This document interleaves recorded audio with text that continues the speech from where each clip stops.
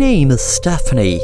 I got kidnapped when I was 8 years old, and now I'm 18. But the thing is, I managed to escape my captors. They were basically my mom and dad for 10 years, but they treated me like I was dirt. Mom just got drunk and high every night, and my dad did the same when he wasn't beating up on my mom. I am lost and found personified. That day I walked up to my home, I felt a mixture of happiness that I was home and sadness about missing 10 years with my parents. When I first knocked on the door, I recognized my mom's face, but noticed there were 10 years of strain and worry on her face. I felt a pang of guilt knowing it was over me, but it wasn't my fault. I was just a kid, and kids go missing every day. It isn't their fault, of course. My mom asked me could she help me with anything, thinking I was a stranger. I said, "Mom, it's Stephanie." My mom gave a shocked look as soon as I said it, but a couple of minutes later we spoke in the living room for what felt like hours. I was tired, all I wanted to do was fall asleep. Then the next day, an FBI agent called to the house. He wanted to speak to me. I didn't want to speak to anyone. I just wanted to curl up in a ball and fall asleep for weeks. The FBI agent said to me, "Hi Stephanie, I just have a few questions. I want to ask you about who had you for 10 years. And why now? What made you leave now?" I felt angry at the question and said, "Because I couldn't other times. They had me locked up in a house. I didn't go to school. I didn't go out. I was inside all of them years thinking I'd never come out. When I came out, I felt like the sunlight was going to blind me, as I wasn't used to the sun. They kept me in a room with boards on it. I could watch TV. I read my dad's books. That's why I could read, because that's the only schooling I ever had in the 10 years. The FBI agent stopped me and asked, "Your dad?" I said, "That creep who kidnapped me. He asked me to call him Dad." The agent then said, "Was there a woman with your dad who kidnapped you? And had they any other kids of their own, or like in your case, had been kidnapped?" I said no, I just remember a man and a woman kidnapped me when I was 8 and told me to call them Mom and Dad. The agent said to me in a way I knew he was trying to make me feel like he was my friend. "Okay, Stephanie, I know this is very hard for you, and I know you must be so tired from all you went through, but could you please tell me about the day you were kidnapped? Try to include every detail, please." It was a Friday night. I know because the man who told me to call him Dad kept shouting about his high school football team winning.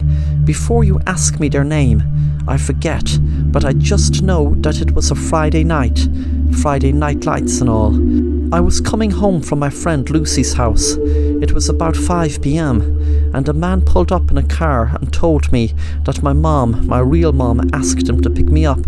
I found it strange knowing I just lived 10 minutes down the road.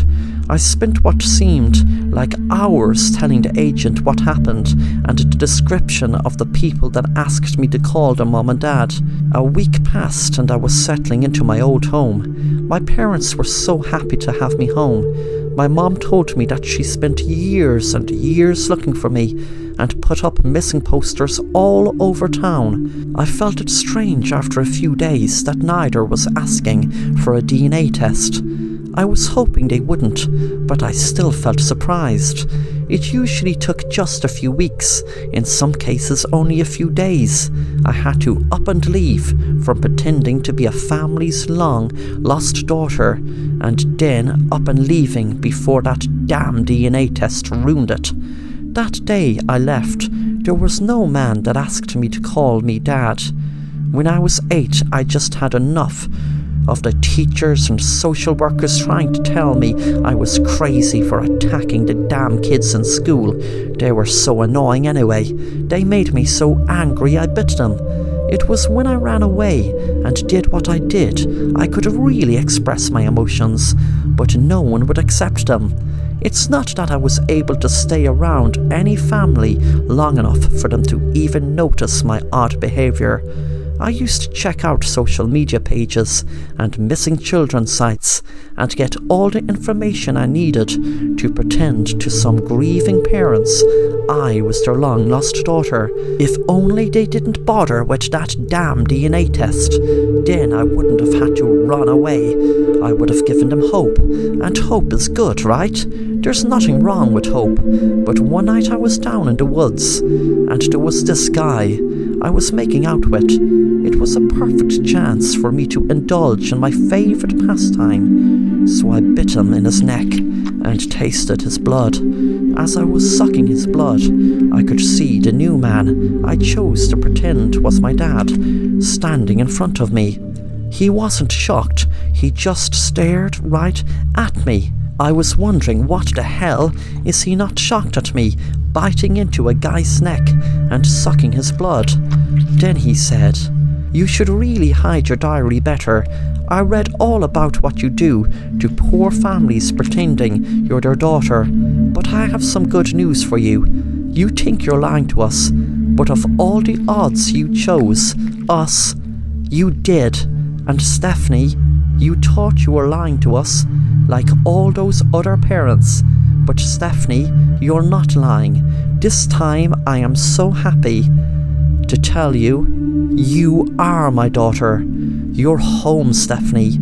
I knew I didn't need a DNA test, because you see, I am like you. I am a vampire."